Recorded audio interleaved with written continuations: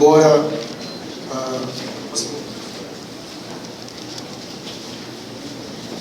o nobre pastor Roberto não esteja, eu deixo aqui o meu agradecimento, que é o pastor desta casa, desta cidade, meu agradecimento ao pastor Roberto, que muito também os irmãos têm falado sobre a pessoa dele e o trabalho que tem realizado nessa cidade. Que Deus continue usando o ungido do Senhor. Capítulo 1, nós leremos dos versículos 19 em diante.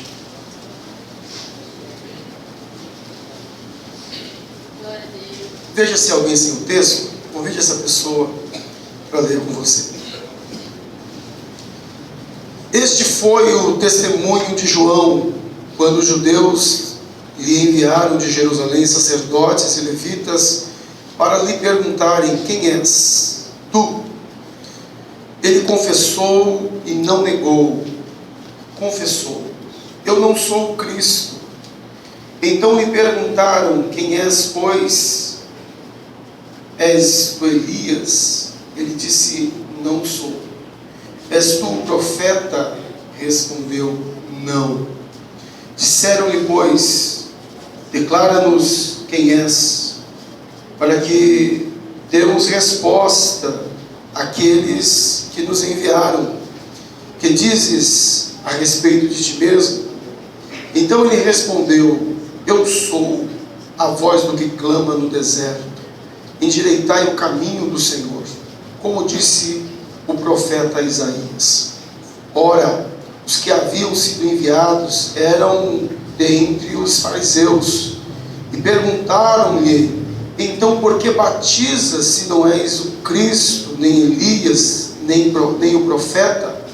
Respondeu-lhes João: eu batizo com água, mas no meio de vós está quem vós não conheceis, o qual vem após mim, do qual não sou digno de desatar-lhe as correias das sandálias. Essas coisas se passaram em Betânia, do outro lado do Jordão, onde João estava batizando. No dia seguinte, viu João a Jesus que vinha para ele, disse: eis o Cordeiro de Deus, que tira o pecado do mundo. É este a favor de quem eu disse: após mim vem um varão que tem a primazia, porque já existia antes de mim. Eu mesmo não o conhecia, mas a fim de que fosse manifestado a Israel, vim por isso batizando com água. E João testemunhou dizendo: vi o Espírito descer do céu como uma pomba e pousar sobre ele. E não conhecia aquele, porém, que me enviou a batizar com água, me disse: aquele sobre quem vires descer e pousar o Espírito, esse é o que batiza com o Espírito Santo. Amém. Podemos tomar os nossos assentos.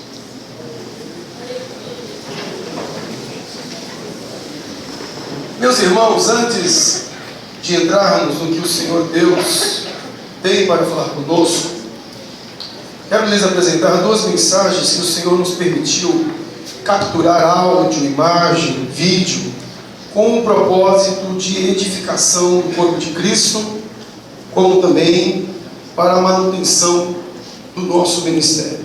Primeiro eu falo sobre a graça como a base da ortodoxia e da praxis cristã.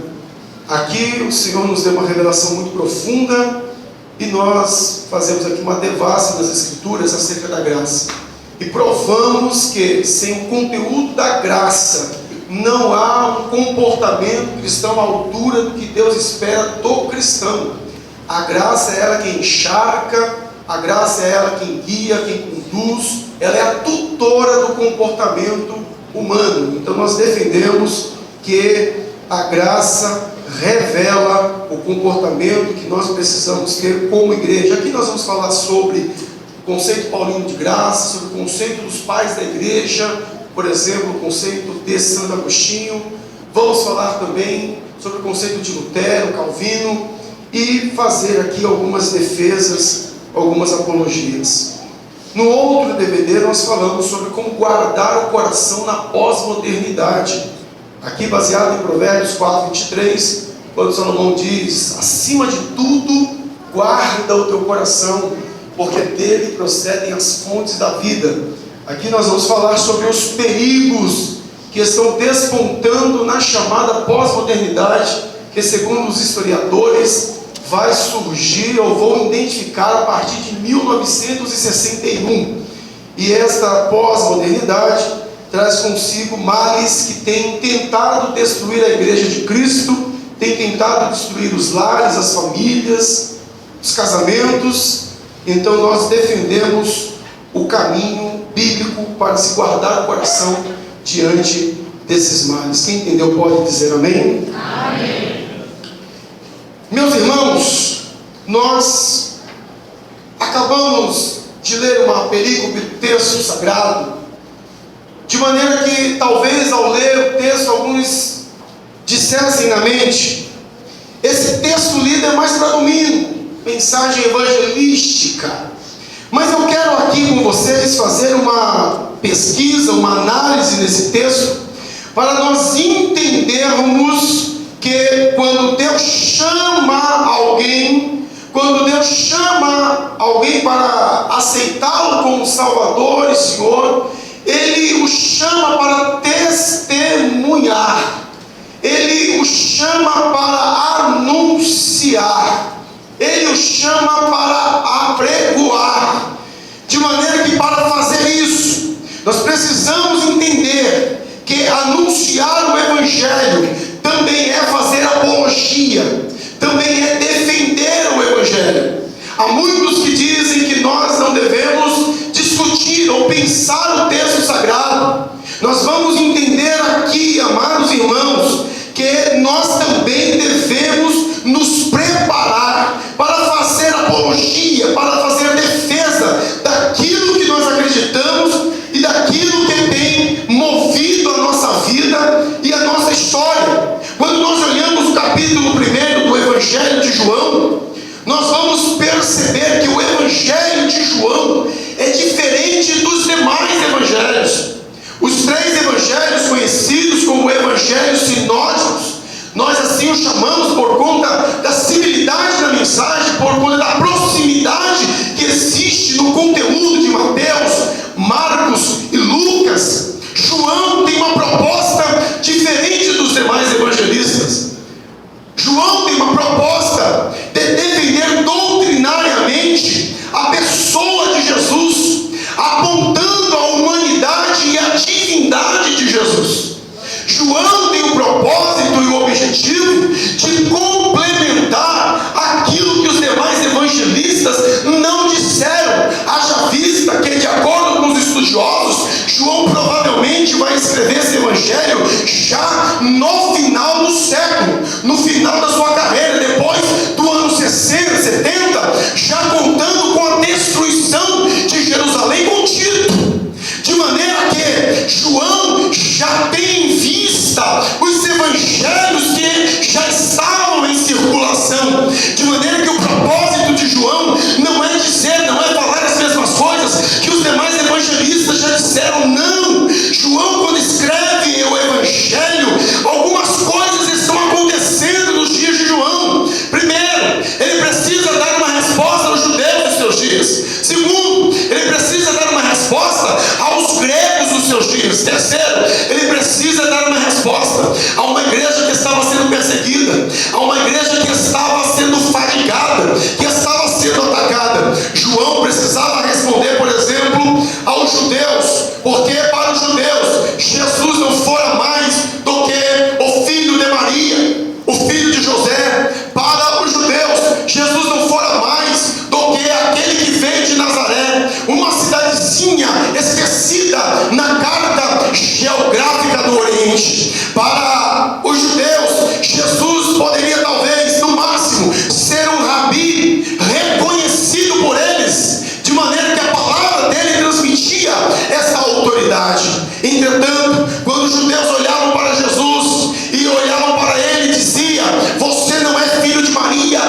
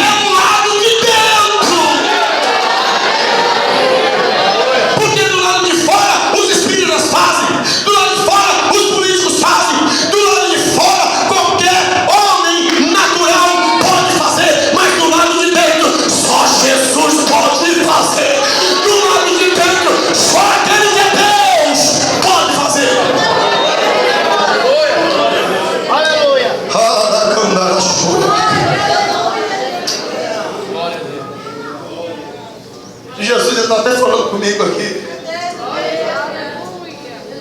Tem dentro da igreja aquele caso daquelas pessoas que Jesus começou até a fazer pelo lado de dentro. Só que ela permitiu outras coisas entrarem no caminho. E a obra de Jesus foi barrada, como o templo de Ageu, aquela obra da casa do Senhor que estava sendo barrada e parada. Estava 18 anos parada, aquela obra de Ageu. Lembra de Ageu 1:8, quando diz: subir ao monte, trazei madeira, reedificar minha casa, dela me agradarei. Diz o Senhor, aquilo para nós é espiritual hoje. Fala do templo que somos nós. Tem muita gente que Deus começou a agir, o Espírito Santo começou a fazer uma grande obra dentro dele. Essa obra foi barrada, foi parada. Você não está experimentando mais, algumas pessoas, o sobrenatural que Jesus pode fazer. Mas o Senhor fala comigo hoje aqui, que hoje Ele me trouxe para dizer para ti: Ele vai mudar essa história hoje. Jesus não te chamou para ser espectador. Jesus não te chamou para vê-lo agir na vida dos outros. Jesus chamou você para que Ele haja na sua vida. Na sua vida.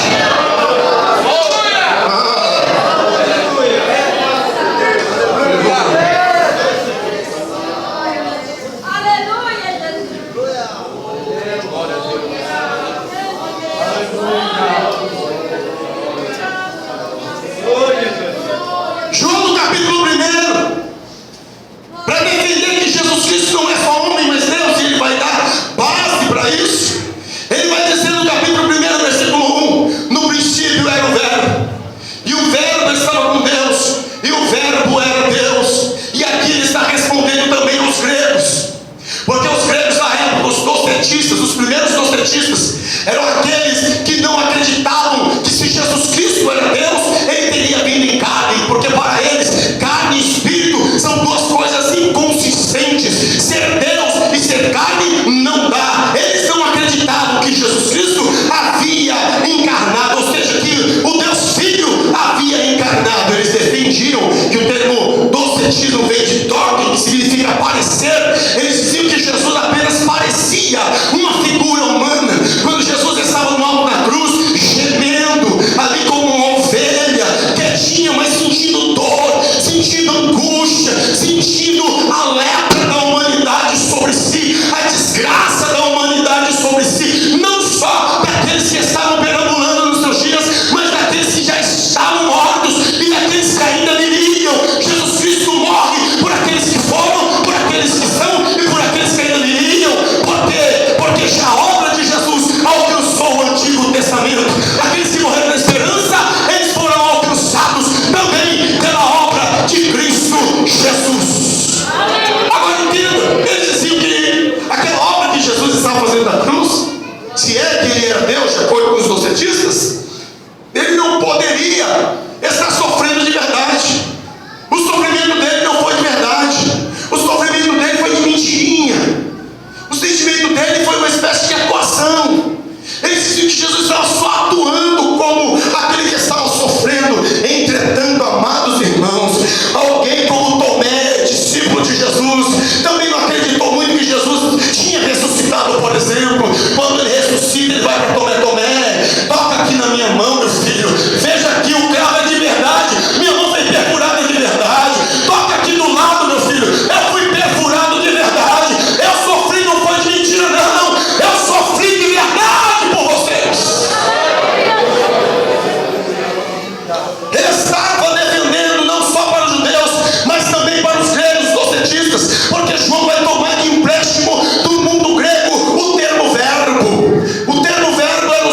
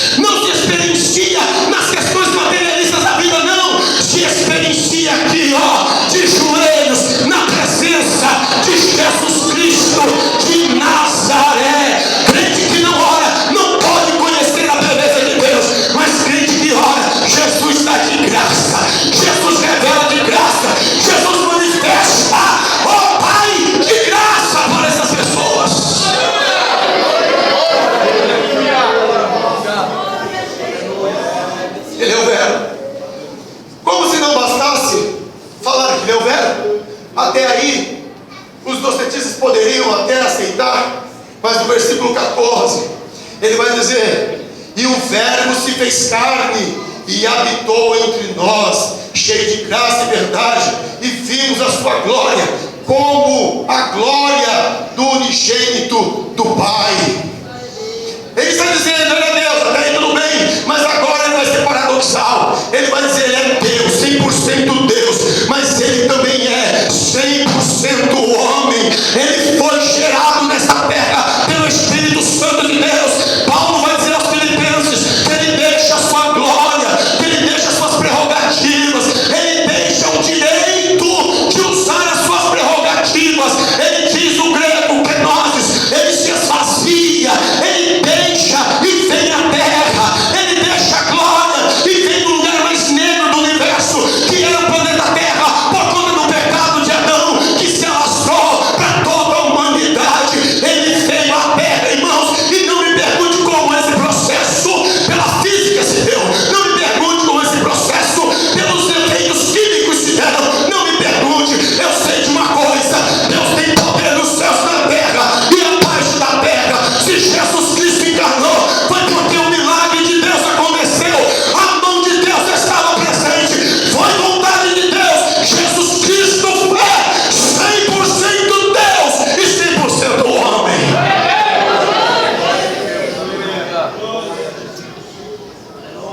Eu preciso pregar isso, você precisa pregar isso, você precisa ensinar isso para as pessoas. Você é um testemunho, você é uma testemunha do Senhor, você é uma voz do Senhor. É por isso, meus amados irmãos, que alguns teólogos têm razão quando eles dizem que a doutrina que eu prego deve estar alinhada com a vida, que é a vida que eu vivo. Por isso que teologia tem que desembocar em prática, em comportamento, em vida.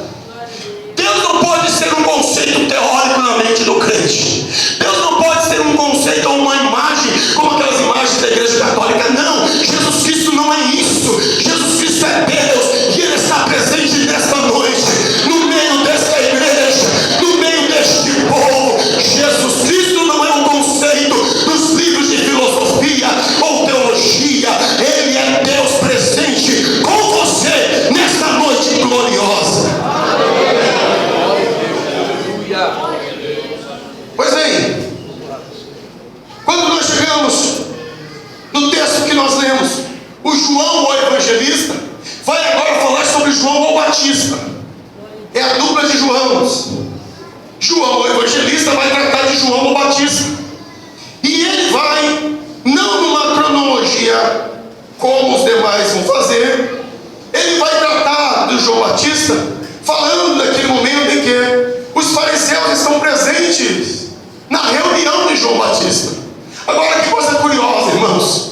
A reunião de João Batista era num lugar tosco, difícil, num deserto, num sol que chega até 50, 60 graus positivos.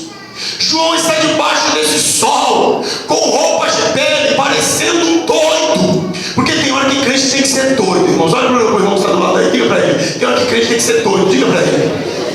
Porque para crer em algumas coisas que a Bíblia diz, é só doido de Jesus para crer no que a Bíblia diz. Aleluia, Jesus. Outro dia eu estava lendo um teólogo e ele tentando limar das escrituras os milagres, tentando explicar a luz da ciência dos milagres. Glória a Deus.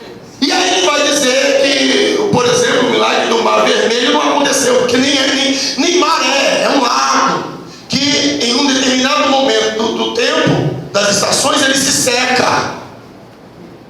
E eu lendo isso, e aí alguns irmãos, eu dou aula de teologia lá em São Paulo, me perguntaram: e aí, o que a gente faz agora para resolver esse problema? Porque de fato, há um tempo das estações do ano que se seca o Mar Vermelho. Falei: aí, meu irmão, a resposta é linda. O milagre é ainda maior, porque se o mar secou naturalmente e eles passaram a pé enxutos, o milagre maior não está aí, está no fato de que depois Deus mandou água naquele lugar e matou todos os egípcios que estavam tentando matar os servos de Deus. O milagre ainda é maior. Se não tinha água, Jesus mandou água naquele lugar para fazer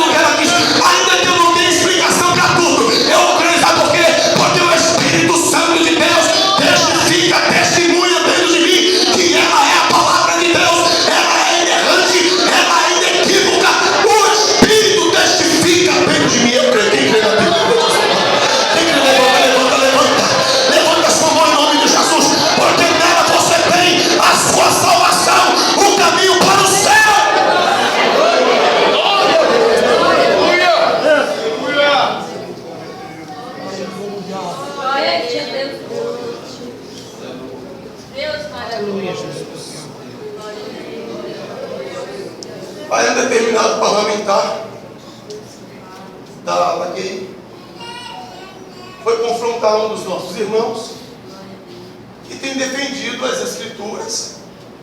Não vou entrar no mérito da vida dele, mas tem defendido as Escrituras contra esse comportamento e o acusou de fundamentalista, sem entender o contexto da palavra. Fundamentalista por quê? Porque está defendendo a Bíblia como ela é. Fundamentalista por quê? Porque está defendendo a família cristã. Fundamentalista por quê? Porque está defendendo a liberdade de expressão da igreja. Meus irmãos, se ser fundamentalista é acreditar que Jesus fez milagre e ainda faz milagre, então eu sou fundamentalista. Se ser fundamentalista é acreditar que Jesus batizava com o Espírito Santo e pode nesta noite ainda batizar com o Espírito Santo, então eu sou fundamentalista. Se acreditar que pecado nos dias de Moisés levava o homem para o inferno e ainda leva hoje, então eu sou fundamentalista. Se acreditar que o salário do pecado é morte, então eu sou fundamentalista. Pode me prender, eu não tenho medo. Por quê? Porque eu creio naquele que é o meu vingador, é o meu redentor, ele é Jesus Cristo de Nazaré. Aleluia!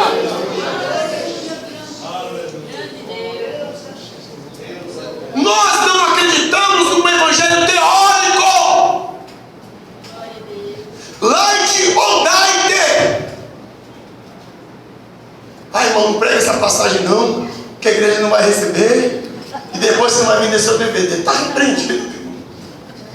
Se eu depender disso aí então, só Jesus a causa.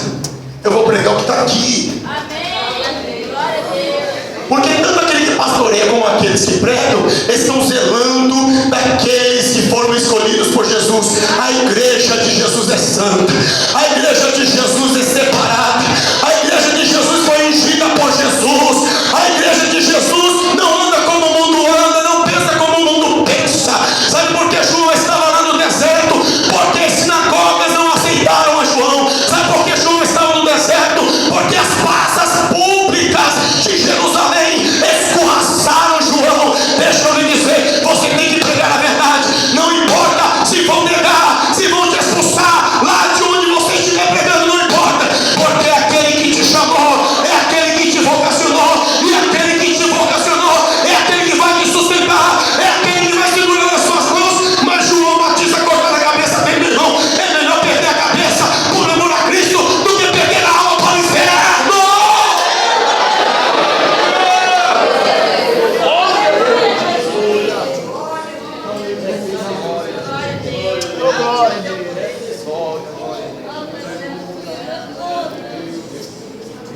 João não tinha Facebook, e nada contra quem tem. João não tinha Twitter. João não tinha nenhuma mídia a seu favor. E se existisse, não estaria a favor de João. Porque João era pedra de tropeço para os religiosos de Jerusalém, para os mandatários de Jerusalém. João estava no deserto. Como é que aquela multidão chegou até João? O Espírito Santo começou a soprar no ouvido das pessoas, dizendo: o Evangelho chegou, a redenção de pecado chegou. Aquele que está anunciando o caminho do Salvador está lá, vai lá para o deserto. Era o Espírito Santo que ia soprando. Aí um ia falando para o outro: olha, tem um negócio acontecendo em Jerusalém. Aliás, tem um negócio acontecendo lá no deserto. Mas no deserto é? Não, mas tem certeza? Será que não é lá na sinagoga de Gamaliel? Não. Será que não é na sinagoga de Hilel, de Atibar, que tem, sabe, os grandes doutorados de Jerusalém? Não, é lá no deserto. Então lá no deserto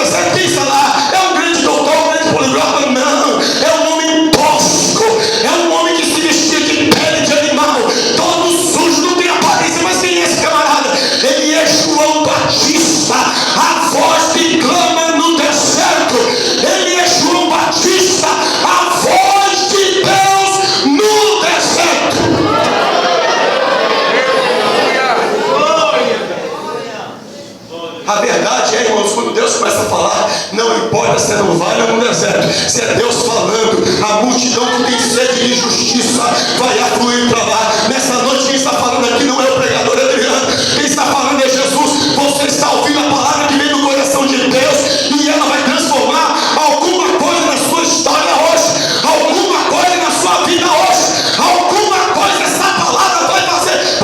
Porque ela não vai voltar vazia. Se ela vem de Deus, ela não vai voltar vazia. Aleluia, Jesus. Quem tu és? Sempre foi assim. Nós estamos nos dias da pós-modernidade, e o que manda é o sistema capitalista. E a pergunta é sempre assim: quem é aquele? Quem tu és? E normalmente quem tu és é aqui, ó. Quem tu és?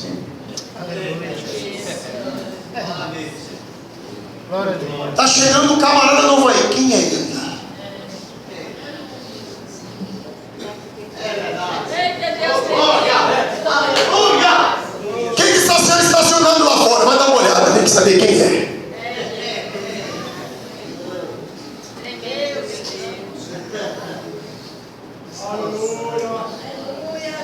Pela palavra de João, imaginavam que ele fosse de fato uma estrela, alguém que poderia ser comprado. Diga que Jesus está falando aí, você bom, diga para ele. Diga, olha para ele, diga que Jesus está falando. Diga para ele.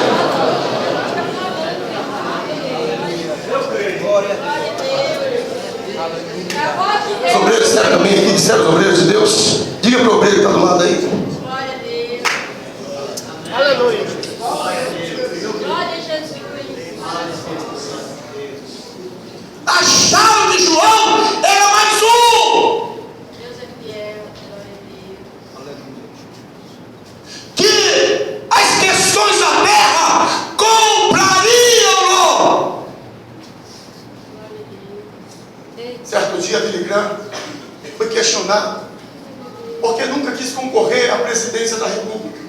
Nada contra quem concorra, ou quem quiser concorrer, mas foi perguntado para ele: e se eu tiver de prestar atenção no testemunho de alguém, eu vou prestar atenção no testemunho de Billy Graham, alguém que renunciou muita coisa para o Evangelho, ganhou mais de 3 milhões de almas para Jesus. Os cursos de Billy Graham eram dados de graça para os novos convertidos. Eu tenho que dar crédito a um homem desse. Perguntaram para Billy Graham por que ele nunca havia se candidatado à presidência da República. Ele disse: porque no posto que Jesus me colocou, eu não posso descer um degrau. Eu estou no maior posto que um cristão pode alcançar sobre a face da terra. Eu sou arauto do rei. Eu sou arauto de Jesus. Eu não posso ser diminuído.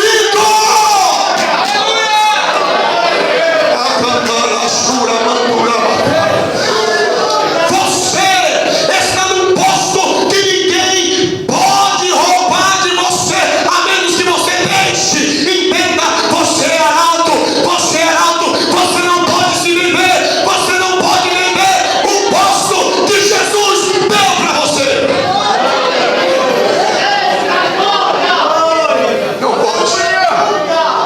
Não pode. Meus companheiros, nós não podemos vender o posto que Jesus nos deu. Primeiro, porque é maior honra. Segundo, porque depois daremos conta. Nós daremos conta. Quem tu és? Glória a Deus. Ele confessou e não negou. Confessou: eu não sou o Cristo. Tem muita gente querendo ser o Cristo hoje, irmãos. Já existe no Brasil os que parecem as 4 pessoas da Trindade. Verdade. Queima ele, Jesus. É. Usa, meu Deus. Porque antigamente era uma honra ser pastor, hoje não é mais. Ser pastor caiu de moda, é fraquinho. O negócio agora é de bispo para cima. É bispo, apóstolo. Já existe agora o pai dos apóstolos. O cara não se contentou em ser apóstolo, ele é pai dos apóstolos agora. Verdade? Já existe. Daqui a pouco é semideus. Aí o ignorante não é a Bíblia. O ignorante não estuda. Desculpe da expressão, tem que chamar uma pessoa dessa de ignorante, só pode ser, ou doente mental, porque não tem explicação. Não estuda a Bíblia e ele não sabe que é bispo, que precisa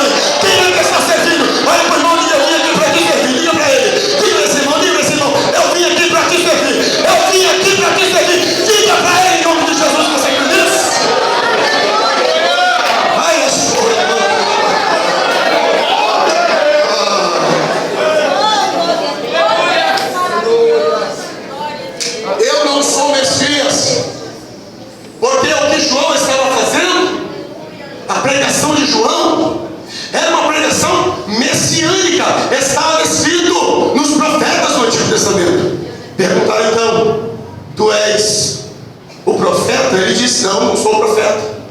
Por que ele disse que não é o profeta?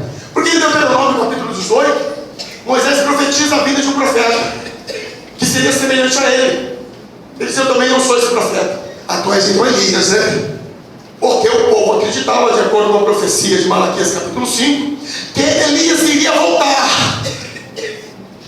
Até que Elias voltar não teria um problema, irmãos, porque Elias não morreu, tá certo? Elias, ele foi arrebatado, ele foi levado. Agora Elias vir na forma de João Batista, isso é espiritismo, isso é bruxaria, isso é macumbaria. E ele, com um espanto, diz: não, esqueça esse assunto, eu não sou Elias, para essa história.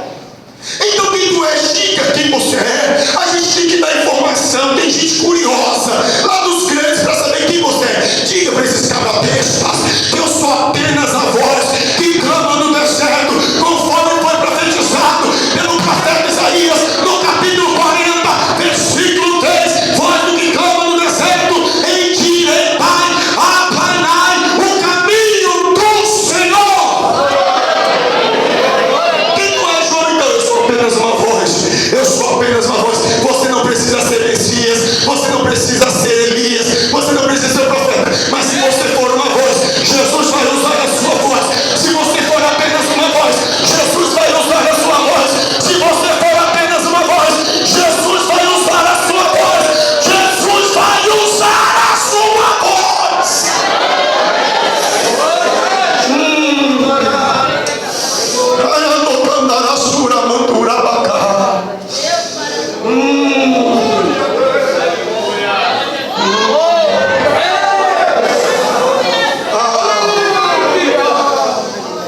Jesus está nos chamando no século 21, não para ser uma voz igual às vozes que estão por aí.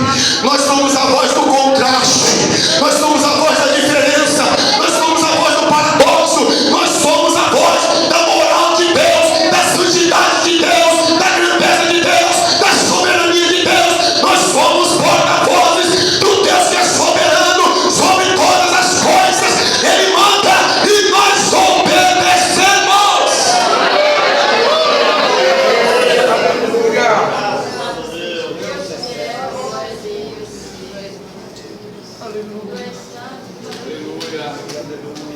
E aí, depois de dizer que ele é apenas uma voz, eu sei que as horas já foram, eu vou indo me concluindo aqui. Depois de dizer que ele é apenas uma voz, ele vai falar agora daquele que ele estava introduzindo o caminho. Ele vai falar agora de Jesus, o Messias. Amém. Só que entenda uma coisa, irmão, se você prestar atenção no texto que nós lemos, ele diz que ele também, como aqueles homens, não conhecia. Ele também não conhecia. Aí você pensa cá comigo, é complicado. Por quê? Porque quem era João Batista? Era primo de Jesus, 6 meses mais velho que Jesus. Como é que ele não sabia que ele era o Messias? Aleluia, Jesus. Sendo ele primo de Jesus? A resposta é simples, não. João brincou com Jesus. João fez traquinagem como qualquer criança com Jesus lá na infância. Ele conhecia Jesus como homem, como primo carnal. Mas quando Jesus Cristo é levantado por Deus no seu ministério, Deus vai revelar para ele que ele não é só um homem, ele é Deus encarnado na face da terra. Aleluia. Ele vai receber uma revelação. Nós vamos chegar lá, já estou concluindo. Olha só, ele vai dizer no versículo 27, sem saber que estava falando do seu primo: o qual vem após mim, do qual não sou digno de desatar-lhe as correias das sandálias. Eu quero que você, se tiver caneta, anote. Deus me deu uma revelação nesse texto, eu quero que você não esqueça nunca mais. Nunca mais. Quando João está falando para eles que Jesus tem sandálias atadas, amarradas nos pés ou aos pés, os fariseus, que eram estudiosos profundos da lei, deveriam ter identificado o que João estava dizendo. Há 2 questões que João está colocando aqui. Primeiro, ele está dizendo que ele é menor do que um escravo, porque quem tirava as alpacas ou sandálias dos suas casas eram os escravos que tiravam as alpargas para lavar com água por conta da poeira da Palestina. Ele está dizendo: eu sou menor do que um escravo. Eu sou o menor de todos. Eu não sou digno de desatar as correias das sandálias. A humildade nos dias de Jesus era vista por Roma como uma fraqueza, como uma doença, como uma fragilidade. A humildade, o termo humildade não fazia sentido para aquela época. Jesus deu um novo sentido e um novo significado para o termo humildade. Jesus está chamando aqui, olha aqui para mim, em nome de Jesus Cristo. Jesus Cristo está chamando a sua igreja para o caminho da humildade. Tem um livro de Ender Moller chamado Humildade e a Beleza da Santidade. E naquele livro ele vai dizer que a maior desgraça da igreja, a maior lepra da igreja é a santidade disfarçada de humildade. Que santidade é essa? É a santidade do orgulho. Aleluia. Eu falo mais em línguas do que você, minha irmã. Eu sou mais santo que você, está entendendo? Meu irmão, eu trabalhei, eu suei, o que é meu, sai da minha frente. Não divido nem com quem estiver morrendo, que é meu. Ah, se Jesus pegar você, rapaz, cuidado.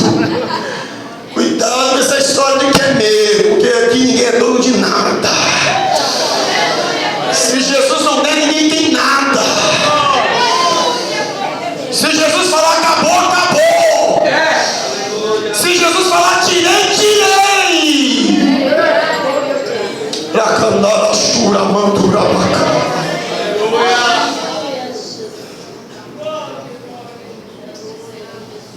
Continue. Glória a Deus. A segunda coisa que João está falando, ele está citando Deuteronômio, capítulo 25, versículos de 5 a 10. Anotou para você? Estou concluindo aqui. Versículos de 5 a 10. Lá, Moisés está falando sobre a lei do levirato. E na lei do levirato, diz o seguinte: que quando o irmão morava com o outro, e se porventura aquele irmão viesse a morrer sem ter um filho, ou sem ter gerado um filho, ele tinha que desposar a cunhada. Isso se aplicava naquela época, tá, meus irmãos? Isso aqui não se aplica mais hoje, viu? Não se aplica mais hoje, pelo amor de Deus. Não é verdade, porque tem uns camaradas aí que acham que pode ter 2, 3 mulheres. Isso é coisa do capeta, irmão. Isso não se aplica, não.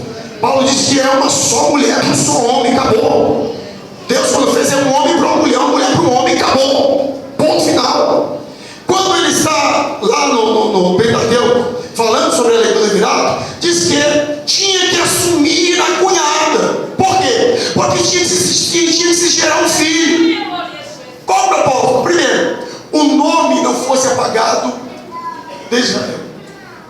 Se não fosse gerado um filho, o nome daquele homem morto, falecido, que morreu, perderia o nome Israel. A família dele seria extinguida. Segundo, a viúva só teria direito ao inventário se tivesse um filho, porque só o filho tem direito de manipular os bens do falecido. Então a ideia da lei era dar suporte, era dar base para as mulheres viúvas da época. E aí, quando aquele homem não aceitava desposar a cunhada, sabe o que acontecia? Ela podia pegar aquele homem, levar ele em praça pública diante dos anciões, cuspia no rosto dele,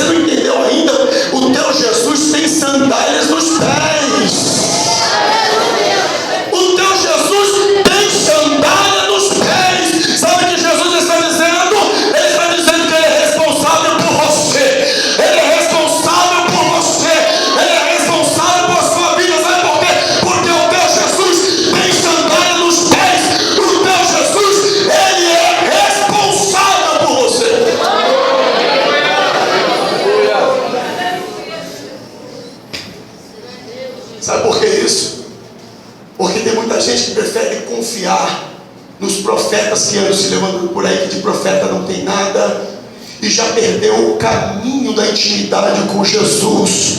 Quem é responsável por você é Jesus, mas está doendo, é Jesus que é responsável. Está machucando, mas é Jesus que é responsável. O deserto está grande, é Jesus quem é responsável. O vale está profundo, é Jesus quem é responsável. E Jesus me trouxe aqui para dizer: Ele foi à cruz por você, porque Ele é responsável. Ele ressuscitou o terceiro dia por você, porque Ele é responsável. Ele está à destra de Deus Pai, olhando para você, para a sua igreja, porque Ele tem sandália nos pés. Entre nisso, levanta sua mão nesta noite. Levanta sua mão em nome de Jesus Cristo. Fique de pé, eu quero orar com você nessa hora.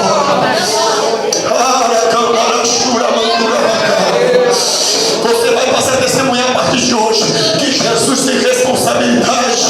Ele cumpriu toda a lei, você não podia cumprir. Ele cumpriu no seu lugar. Ele levou sua dor, sua maldição, o seu pecado. O castigo que nos traz a paz estava sobre Ele. E como Ele tem sandálias nos pés, como Ele é o nosso Deus, o nosso Senhor, Ele também é o Cordeiro de Deus que tira o pecado do mundo. Ele é o Cordeiro, lá de Êxodo capítulo 12, o Cordeiro Pascal. O sangue daquele Cordeiro estava aspergido à porta, de maneira que o espírito da morte não podia mais destruir os filhos dos hebreus. O sangue de Jesus está nos umbrais da sua vida, nos umbrais da sua vida, da sua história. É o sangue de Jesus que te protege do espírito maligno que quer lhe destruir, que quer lhe punir, que quer lhe derrubar. Jesus Cristo derramou o sangue dele por você. Ele é o Cordeiro de Hebreus 9:28, que ofereceu o sacrifício perfeito e abriu as cortinas dos santos, e agora você tem acesso ao Pai, porque o sangue do Cordeiro te deu acesso.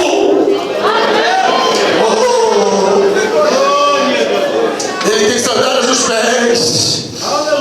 Porque João batizava com água, mas ele batiza com o Espírito Santo. João batizava por fora, mas Jesus batiza por dentro.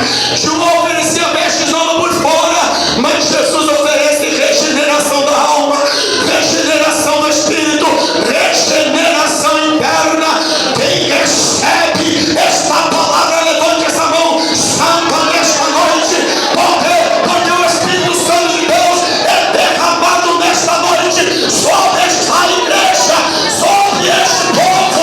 O Espírito de Deus é derramado. Você que crê nisso, começa glorificando essa noite. Você que crê, começa a exaltar